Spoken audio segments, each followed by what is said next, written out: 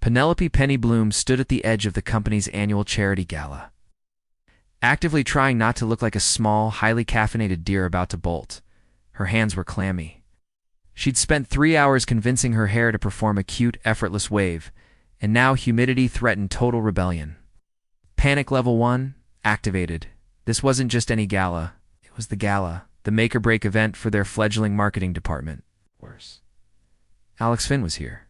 Alex, with his annoyingly perfect sense of timing, his kind eyes, and the dimple that only appeared when he was genuinely amused. Penny had successfully concealed her monumental crush on Alex for 11 months, 3 weeks, and 4 days. Tonight, however, the mission felt impossible. They were co-managing the silent auction, meaning close, unavoidable proximity. She spotted him across the room, leaning casually against a velvet rope, checking a tablet, looked effortlessly charming in a navy suit. Internal monologue override. Do not stare. Check your posture. Remember your breathing exercises. She smoothed down her cocktail dress, a strategic choice that was both professional and, hopefully, cute. She took a step forward, intending to make a poised, professional entrance. Her high heel caught on the edge of the ornate floor rug. Disaster alert. Penny didn't just stumble. She performed a sudden, involuntary plie that ended with her arms windmilling dramatically. She managed to catch herself just before impact, narrowly avoiding a collision with a waiter carrying a tray of champagne flutes. The waiter, an unflappable professional, merely gave her a tight smile. Penny felt her cheeks flush a violent shade of magenta. She glanced up. Alex was looking right at her. He wasn't laughing. He was just smiling, that infuriatingly gentle smile that made her brain short-circuit. He straightened up and started walking toward her, his approach measured and calm. Act normal. Define normal. Normal is not currently available. Penny, he greeted, his voice a smooth balm against her internal screaming. Alex, hi, she chirped, the word coming out about 2 octaves higher than intended. Are you okay? It looked like you were practicing a new dance move back there. Oh, that, yes, just. Testing the structural integrity of the flooring, she improvised weakly. He chuckled. Oh. The dimple appeared. Her heart did a frantic little backflip. Right. Well, floor structure looks sound. The auction room needs us. Ready for chaos? He asked. Born ready, she lied, tucking a loose, rebellious strand of hair behind her ear. They walked side by side, toward the main display, discussing last-minute changes to the bidding software. Penny appreciated how Alex treated her ideas seriously, never dismissing her technical input. He's not just a crush. He's a brilliant collaborator. Oh. Why must he also look like he stepped out of a magazine? She was acutely aware of the small gap between their arms, a space humming with unacknowledged electricity. As they reached the table, a crucial technical problem reared its ugly head. The main projector, intended to display the top bids in real time, was blinking ominously. Oh no, it's the screen of doom, Penny muttered, instantly focused on the task, pushing the romantic panic aside. Alex immediately dropped the tablet. It was working 5 minutes ago. Did someone bump the HDMI cable? They both dropped to their knees beneath the table to check the wiring. The space was cramped, dark, and filled with a terrifying tangle of cables. They were shoulder to shoulder, their heads inches apart, illuminated only by the faint, menacing glow of the projector.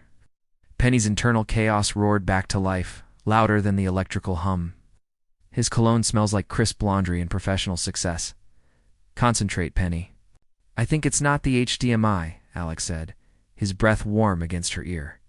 Penny tried to speak, but her throat had seemingly welded itself shut.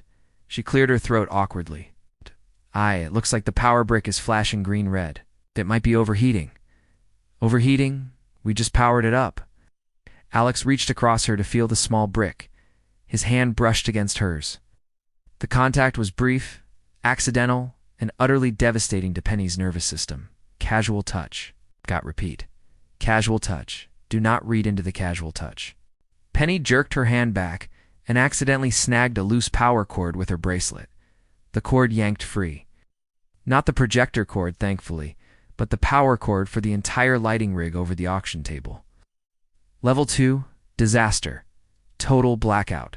The entire silent auction area plunged into relative darkness. Only the distant ballroom lights offered weak illumination.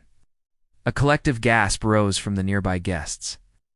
Alex, still under the table, whispered, "Okay, that was unexpected. I'm sorry. I got my bracelet caught. I'll fix it."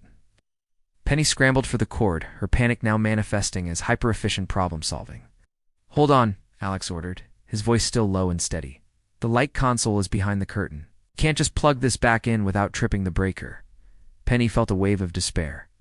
The most crucial event of the evening was now shrouded in professional embarrassment, and it was her fault. "I ruined everything," she whispered, feeling suddenly small in the dark. Alex gently touched her arm, his fingers resting just above her elbow. It was a comforting, non-romantic touch, but it steadied her instantly. "You didn't ruin anything, Penny. You found the point of failure. We adapt." That brief, reassuring moment gave her clarity. Her logic kicked back in. "The emergency protocol," she stated. "We switched to manual bid cards and used the 2 display monitors at the entrance." "Exactly," Alex said, his voice brimming with approval. "Take the monitors, I'll stall the big donors, and explain the mood lighting." They pushed their way out from under the table, emerging into the low-lit room like 2 conspirators. Penny grabbed the box of manual bid cards and sprinted toward the monitors.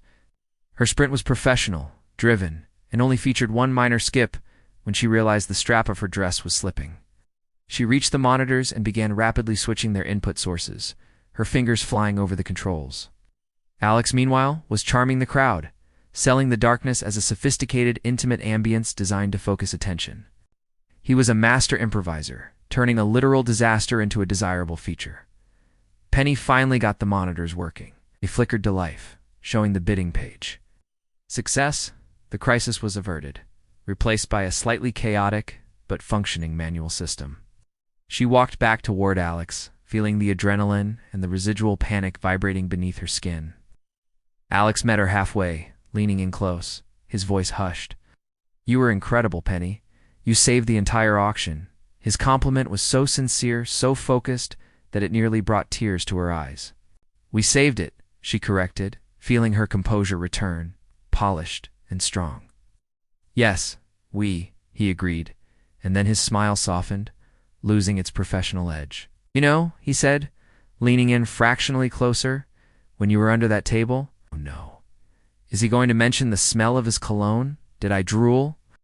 "You were completely focused. It's actually really something to watch you work." It wasn't a romantic confession, but it was an acknowledgement of her brilliance, and in Penny's world that was just as valuable. She tried for a cool, breezy reply. "Well, panicked but make it cute." He laughed, a genuine, chest-shaking laugh that made the dimple bloom fully. "You nailed the panic part," he teased. "But yes, definitely cute." "Wait, did he just say I was cute?" "That's not a professional observation." The chaos was over, the bidding was back on track, and her internal feelings were finally spilling into the external world. He reached out again, this time smoothing the loose strand of hair back into place. A non-casual, lingering touch. "We need to talk about that overheating power brick later," he murmured. "Maybe over coffee tomorrow." "Coffee, yes. Structural integrity of coffee is excellent," she replied, her mind grasping for a semblance of sanity. He smiled again, a promise in his eyes, and walked off to greet a high-profile donor. Penny watched him go, feeling the heat of her blush returning, but this time it was a warm, happy heat. The secret feeling wasn't so secret anymore, and the internal chaos felt less like a flaw and more like a funny preamble. She spent the next hour gliding through the room, monitoring bids, completely composed. The high-stakes event, the near disaster, and the close proximity had somehow forced her feelings out of the shadows. Her panic had not only been cute, but surprisingly effective. She had survived the gala, and tomorrow she had a date, or at least a very promising coffee meeting. The greatest disaster of the night had turned out to be the greatest opportunity. Did Penny's internal chaos lead to true love? Like, share, and subscribe to Storycraft Studio to see more stories.